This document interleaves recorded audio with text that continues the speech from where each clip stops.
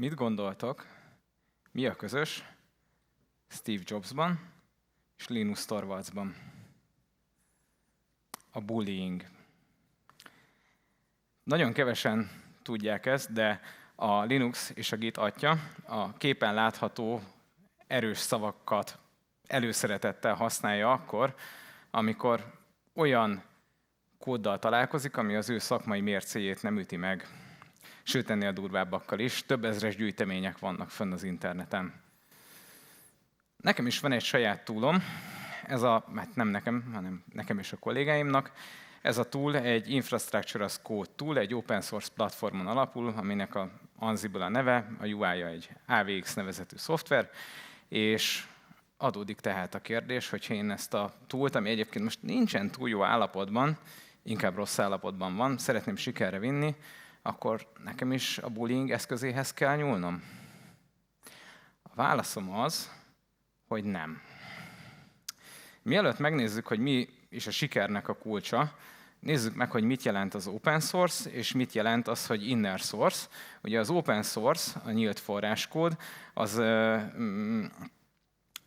alapvetően az egyik legfontosabb ismérve az, hogy közösségek, online közösségek hozzák létre. Ez a hajtó ereje.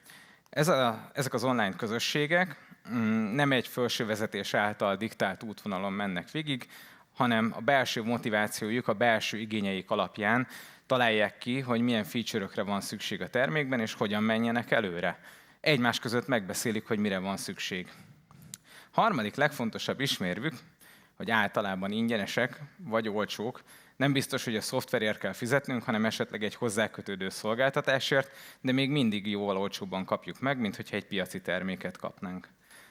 Legutoljára pedig az, amit mindenki tud az open source-ról, hogy ugye a kódbázisa megosztott, bárki szabadon hozzáférhet, megnézheti, megtekintheti, leszedheti, módosíthatja, telepítheti. Az open source és az inner source között, tehát a két nyílt forráskódú irány között itt van a lényeges különbség. Ugye az inner source az egy vállalati open source, a forráskód csak vállalaton belül megosztott. Állítom nektek azt, hogy a sikerhez két dologra van szükség, legalább, ezeknél a projekteknél, és ez a két dolog, hogy legyen egy jól működő közösségünk, a másik, hogy legyen egy olyan átlátható szabályrendszerünk, ami ezt a közösséget működteti. Hoztam nektek egy példát, egy sikeres példát a Siemens életéből, ez pedig a MiniWeb. Aki itt van, azok között kérem, hogy tegyétek fel a kezeteket, hogyha esetleg tudjátok, hogy mi az a MiniWeb, hallottatok már róla. Nagyon kevesen vagytok, úgyhogy elmondom, hogy ha esetleg megkapjátok ezt a kérdést újra, akkor mindenki tudja. A MiniWeb a Siemens termékekben található webszervereknek a lelke. Ez található meg az 1500-as PLC-ben, a TIA portálnak a help rendszere mögött, a Sinumeric One-ban, az IPC-kben, és legutolsó sorban a hajtásokban is.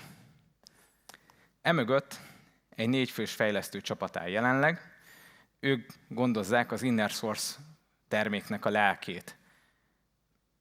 És egy pillanatra itt megállunk, itt van egy lényeges különbség az open source és az inner source között, hogy értelmezzük a közösséget. Ugye az előző két sikerkritérium alapján fogunk végigmenni a MiniWeb-en. Egy inner source terméknél a közösség a legtöbb esetben egy konkrét csapatot jelent. Tehát nem önszerveződő módon jön létre feltétlen, nem arról van szó, hogy 2, 3, 4, 5 független ember a világban összefog eredetileg, hanem általában egy konkrét csapat van mögötte, és ez a konkrét csapat kezdi el ezt a terméket fejleszteni, amihez amikor már kellően érett lesz a termék, kívülről is lehet általában csatlakozni. A második dolog ugye a szabályrendszer. A szabályrendszeren belül az első dolog, ami nagyon fontos, és szerintem ennél a terméknél kifejezetten jól van definiálva, hogy ki milyen szerepkörben van. A 4 emberből pontosan lehet tudni, hogy Markus Ármann a vezetőjük, lehet tudni, hogy ki közülük a tesztelő, ki a fejlesztő, ki a karbantartó. Sőt, nem csak ez van jól definiálva, hanem az is jól van definiálva, hogy ki az ő felhasználójuk. És ezért mindenki a szerepkörének megfelelően tud eljárni. Emellett le van írva az is, hogy ők milyen formában készítik el a fejlesztéseiket, és hogy milyen formában várják azt, hogyha valaki kívülről szeretne az ő fejlesztésükhöz hozzájárulni, azt hogyan teheti meg.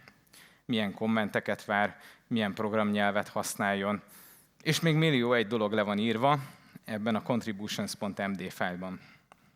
Emellett, hogyha valami probléma van a termékkel, nem rejtegetik. Ha ráírsz Marcus Hermanra, hogy figyelj, itt a webszerveren a nem tudom én melyik API hívás nem működik, akkor ő azt fogja neked mondani a Teams üzenetedre, hogy légy szíves az issue trackeren egy jegyet, mert nekik elemi érdekük az, hogy minden felhasználó pontosan tudja, hogy mi működik, és mi nem működik a termékben, ezzel építik a bizalmat a termék iránt.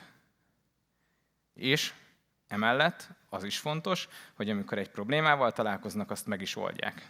Szóval az issue trackeren nem csak úgy lógni fognak a hibák, hanem ezek viszonylag gyorsan megoldásra is kerülnek.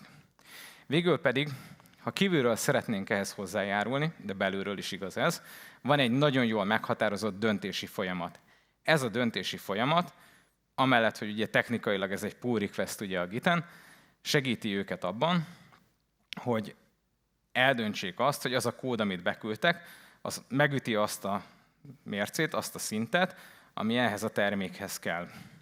Így tudnak jól működni. Az ő történetük több szempontból is különös. Az egyik, hogy 25 évvel ezelőtt indultak, és 25 évvel ezelőtt azt mondták az MC vezetésének, hogy mi open source termék akarunk lenni.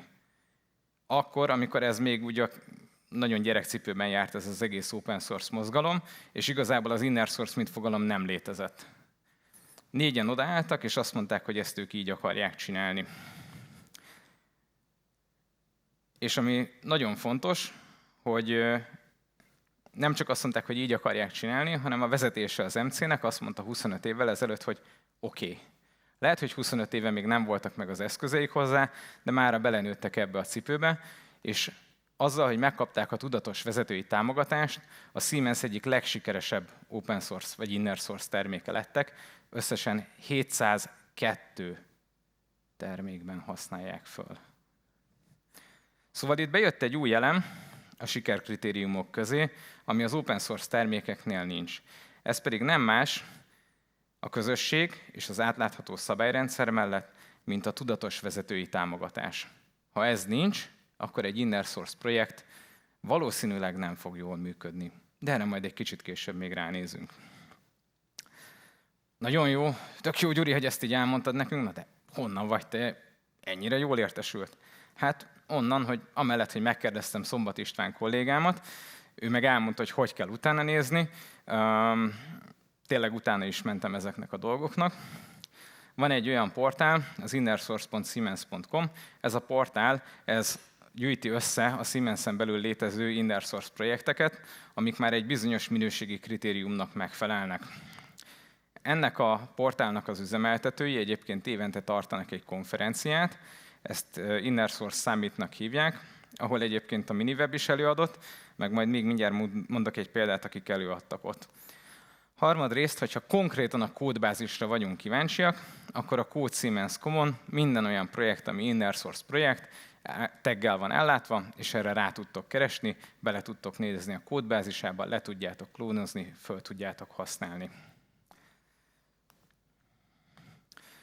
A következő példa, amit hoztam nektek, arra az Evosoft azt gondolom, hogy igazán büszke lehet. A Common Test Framework-öt Csépe Zsombor hozta össze, Csépe Zsombornak a ötlete nyomán jött létre. Az AI Suite projekten, az AI Suite projektnek az egyik fejlesztő csapata áll mögötte. Ők azok, akik lerakták az alapjait, pontosabban a Common Test Framework egyik rétegének, a központi magrendszernek, a szélfuttató környezetnek. És ez a termék egy picit más szempontból sikeres. Azért mondom nektek ezt, hogy más szempontból sikeres, mert ez egy kicsit rá kell néznünk arra, hogy hogyan lehet ezt a terméket felhasználni, és itt hogyan érvényesül a szabályrendszer. Méghozzá úgy, hogy az AI Suite által létrehozott közös repozitori van a dolgok közepében, és utána van 6 másik termék, és itt nem kód újrafelhasználásról, hanem termékről beszélünk, aki a saját automatizálási keretrendszerében ezt felhasználja. Ők behivatkozzák ezt a SailTest Runnert, és ekköré építik föl a saját automatizálási kulcsszavaikat. Ez egy olyan rendszert hoz létre, ahol maga a központi rész az Inner Source, Az őt felhasználó termékek, azok meg eldöntik, hogy inner source-ok-e vagy sem, megosztják-e egymással a keywordjeiket vagy sem. Ez azonban a sikernek egy teljesen más fokmérője, mint az, hogy hányszor használják újra, hiszen itt egy termékszintű döntésről beszélünk, hogy ők emellé tették le a voksukat. És mi a helyzet Zsomboréknál a vezetői támogatással? Hát, Zsombornak nem volt könnyű dolga. Körülbelül 1,5 évébe került, kitartó győzködésbe, rengeteg prezentációba, hogy meggyőzze a főnökeit, hogy igenis ezzel induljanak el, és rakják le ennek a rendszernek az alapjait. A csapatán belül is meg kellett győznie az embereket. Ugye a Miniweb az egy alulról érkező kezdeményezés volt, ez egy középről induló kezdeményezés volt, ugye, ami lefele és fölfele is gyökeret vert, és mára sikeres volt. Zsombor 1,5 évnyi házalás után meggyőzte a CPO-ját, és ezzel el tudott indulni a projekt, és már a fönt látott 6 termék mellett további 2 termék is fontolgatja ennek bevezetését.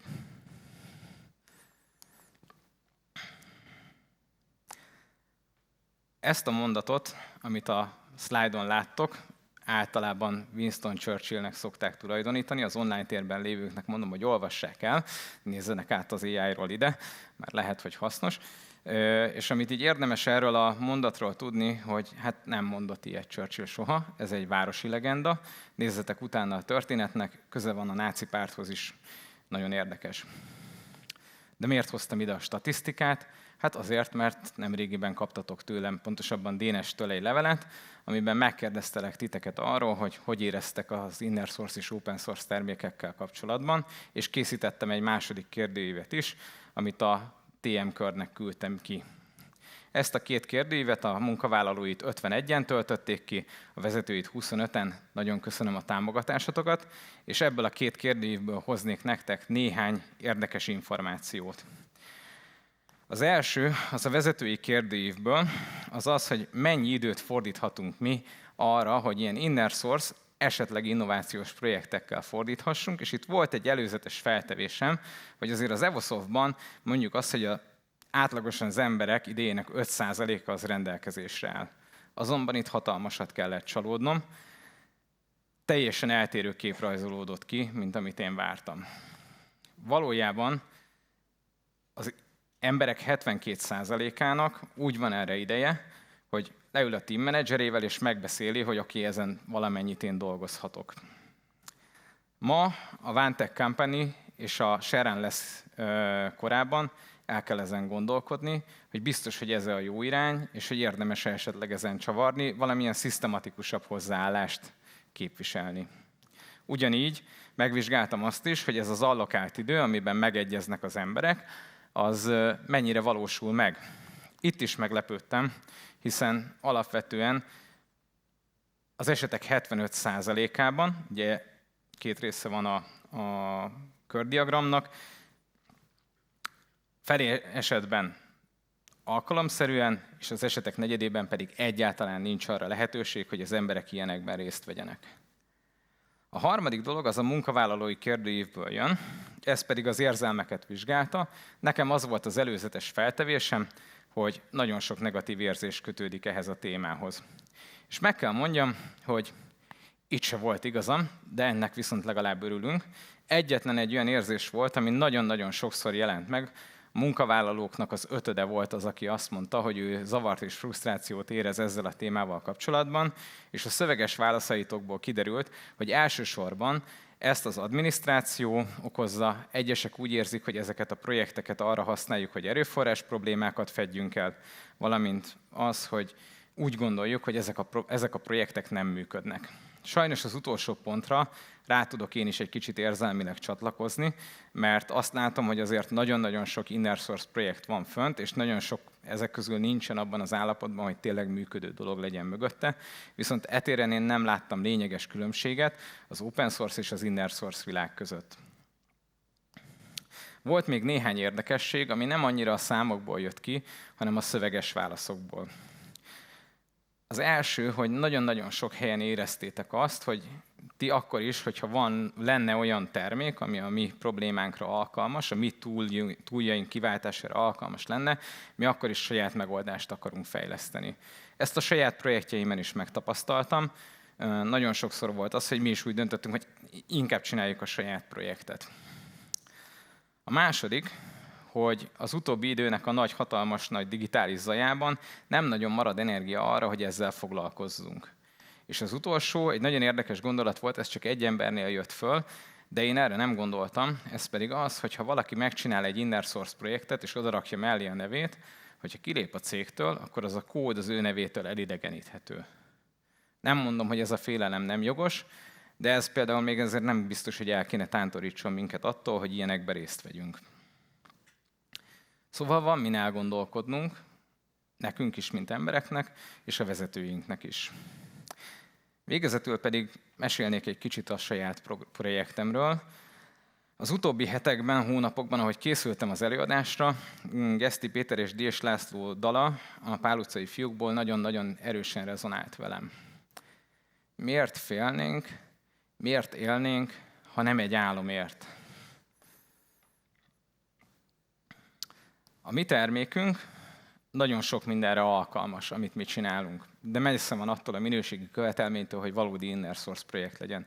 A képen láttuk egy ábrát, ami egy belső workflow, ez azt csinálja, hogy fog egy VM-et, leklónozza 170-szer, mindegyik VM-et egy egyedi névvel belépteti egy Active Directory domainbe, és csinál róla egy snapshotot. Erre utána mi tudunk telepíteni TIA portált, meg bármilyen terméket, amit akartok, meg tudjuk konfigurálni, meg mindenfélét lehet vele csinálni. Szóval tök jó, tök sok mindenre alkalmas, mégis valami gond van. Hát mi? Nézzük a közösség oldaláról. Amikor elindult a termék, fejlesztői oldalról 15-en voltunk.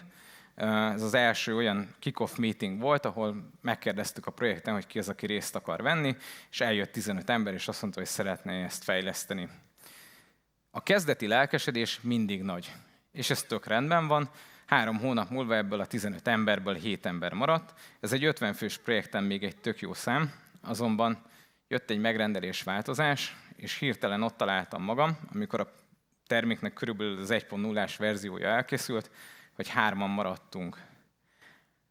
A 7 meg a 3, úgyhogy mindenki ezt melléktevékenységben csinálja a projekten, borzasztó nagy különbség. Pont akkora különbség, hogy már haladni ne tudjunk. Pont akkora különbség, hogy a 3 ember az már igazából csak karbantartó a projekten, és ha valami gond van, akkor elhárítja a termékkel, de új érdemi haladás, új érdemi funkció nem fog bekerülni. De a közösséget egy másik irányból is meg kell vizsgálni. Ugye a Miniwebnél mondtam, hogy ők nagyon jól tudják azt, hogy kik a felhasználói bázisuk, kik azok, akik őket használják, 702 termék. Hát nálunk a projekten dolgozó kollégák ezek. És itt követtem el a második hibát, mert én személyesen mentem el, hogy minden csapatnak, aki van a projektünkön, kisebb csapat, megmutatom, hogy kell használni, milyen tulajdonságai vannak, stb. Avval viszont már nem foglalkoztam, hogy utókövessem, hogy ez hogyan épül be a napi munkába. Ezért mára azt tudom mondani, hogy a projekten csak néhány olyan ember van, aki ezt a terméket aktívan és napi munkában használja. Mi a helyzet a szabályrendszerekkel? Hát nem teljesen szabályrendszer, de kicsit hozzákötődik, hogy ahhoz, hogy ebbe a termékbe tudjunk fejleszteni, szükség van egy fejlesztő környezetre. Na, ha valamit eltaláltunk, akkor ez a fejlesztő környezet, ez egy nagyon jól használható, könnyű fejlesztő környezet lett, amiben gyorsan lehet a végső állapothoz közeli eredményeket produkálni, tehát amikor élesbe akarunk rakni egy feature-t, akkor erről nagyon gyorsan van jó eredményünk, ami nem fog eltérni a valóságtól. De aki ezt a terméket fejleszti, annak nincsenek olyan fájljaink, ami leírná, hogy hogyan kell fejleszteni, mik a közös elvárások, nincsenek oktatási anyagaink. Magyarán, hogyha ebből a 3 emberből én szeretnék mondjuk 5-öt csinálni, akkor ezt nagyon nehezen tudom megtenni. Saját energiát kell belefektetni. Emellett pedig a felhasználói bázisunk is, ugye láttátok, hogy elfogyott, nincsen semmilyen videós segédlet vagy kézikönyv, hogy ők tudják a termékünket használni, és utólag ők maguk legalább bele tudják tenni azt az energiát, hogy ez a termék a napi munka része legyen. Mi a helyzet a vezetői támogatással?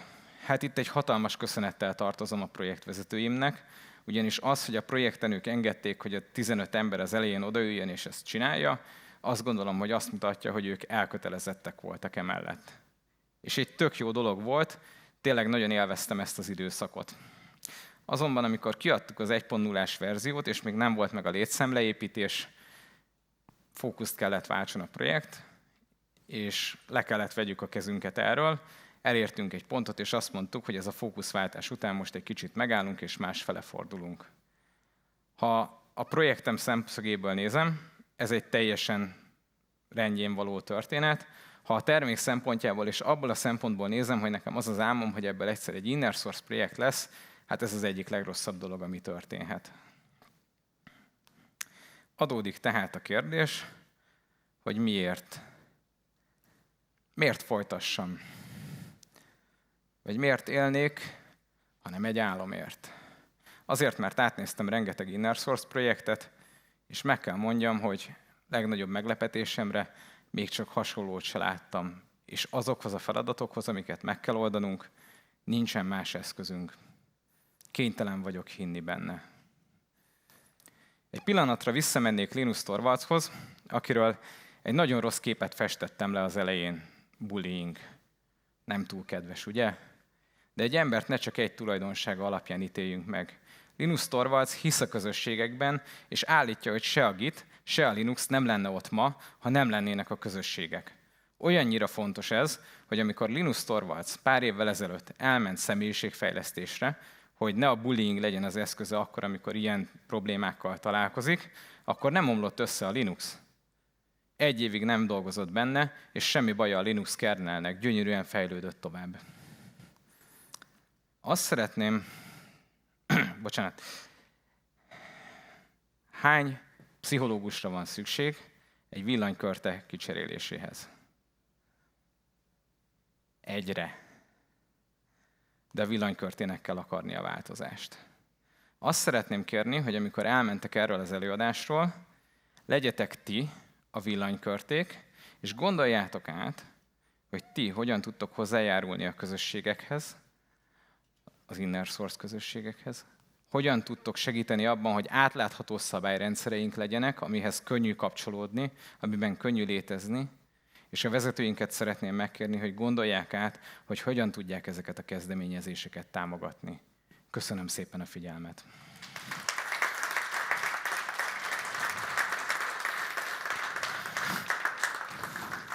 Köszi szépen, Gyuri. És akkor van-e valakinek kérdése Gyurihoz? Dani. Én azt szeretném megkérdezni, hogy az új Share Unless Principle az benneteket mennyire támogat a céljaitok elérésében? Van-e érezhető hatás, javulás a közösségfejlődésben? Még szerintem nincs, de egyébként fogunk erről beszélgetni hamarosan, hogy hogyan tudunk változtatni a projekten az ehhez való hozzáálláshoz, illetve már van olyan PR, akivel beszéltem, és jelezte, hogy szívesen csatlakozna ehhez a termékhez. Mindenképpen azt gondolom, hogy ha egy terméknél ezt az elvet meg tudjuk mutatni, hogy működik, akkor a kollégák is könnyebben megértik, hogy mi ez az elv, és jobban tudnak hozzá kapcsolódni. Könnyebben tudjuk a OneTech Company-nak a vízióját képviselni a projekten, mint vezetők.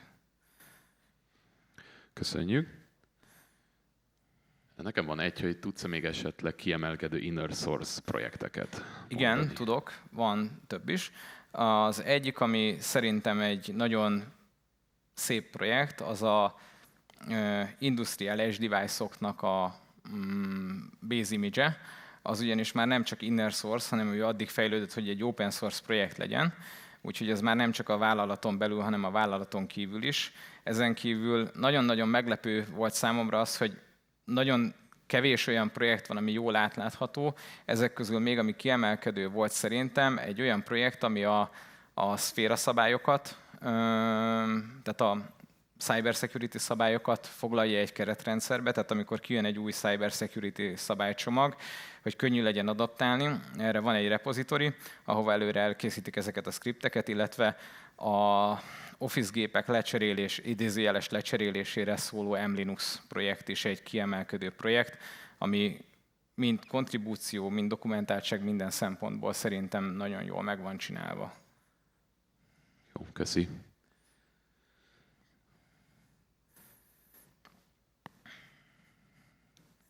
A ti projektekről mesélve elmondtad, hogy most abban az állapotban vagytok, hogy lecsökkent a létszám, aki ezzel foglalkozik, hogy nincs kapacitásotok a fejlesztésre, csak a karbantartásra. Nekem ez úgy tűnik, hogy mintha most kicsit megakadt vagy elakadt volna ez. Te ezt hogy látod, és hogyha te is így látod, akkor hogy lehet ebből kilépni, vagy tovább lépni? Igen, itt van a technikai problémákról nem beszéltem. És itt az egyik technikai probléma az volt, hogy mi úgy építettük fel ezt a projektet, hogy magunk próbáltuk megüzemeltetni, ami nem rossz, de azért energia. És gyakorlatilag kell hozzá érteni Kubernetes clusterhez, kell hozzá érteni egy kicsit a load balancerhez, tehát egy csomó minden olyan dologhoz, ami nem a napi munkánknak a része. És nagyon sok időbe derült, mire kiderítettem azt, hogy a config management csapat egyébként csinál ilyen szolgáltatást, úgyhogy most a mi kis 3 fős csapatunknak a válláról le tudok venni egy terhet, hogy oké, abba az irányba, illetve hát most mondtam, hogy azt lehet, hogy kimaradt egy pillanatra, hogy szeretnék majd leülni és beszélni a vezetőinkkel, hogy akkor hogyan tovább, mert tény, hogy itt ez a projekt ez most így áll egy szinten, de hogy valahogy egy kicsit máshogy kell szemlélnünk erre, máshogy kell gondolkodnunk, és nem biztos, hogy ez a 2-3 embernek a dedikált munkája kéne legyen, hanem jó lenne, hogyha egy kicsit úgy a projektünkön így általánosabban el lenne terjesztve ez a tudás, hogy mondjuk egyszerű funkciókat mások is be tudjanak illeszteni, mert GitHub Copilottal, AI segítséggel ebbe a rendszerbe egy új funkciót berakni nem egy nagy dolog, tehát hogy mondjuk múlt hónapban kellett egy cybersecurity ticket miatt kigyűjtenem az összes használt szoftvert az infrastruktúránkban, és akkor egy délután alatt megírtam egy playbookot, lefuttattam, és ott volt CSV-be a hálózaton a szoftvereknek a listája, amit utána szépen oda tudtam adni a cybersecurity csapatnak, és ez nem tudom, 3 óra, 4 óra munka volt összesen. Nem kellett elmennem az összes kollégához és végigkérdezgetni, hogy te mit használsz. Csak hogy érezd az erejét, hogy mennyire jól lehet AI-jal fejleszteni. Nekem még közben eszembe jutott hogy megismerhetőek valahol a kérdőívnek a további eredményei esetleg? Aki megkeres engem személyesen, aznak szívesen megosztom, de hogyha valami célzottabb formát szeretnétek, akkor nem tudom, egy Yammer cikk vagy valamiben nagyon szívesen leírom. Köszi szépen. Hát akkor nagyon szépen köszönjük még egy nagy tapsot Gyurinak. Köszönöm szépen.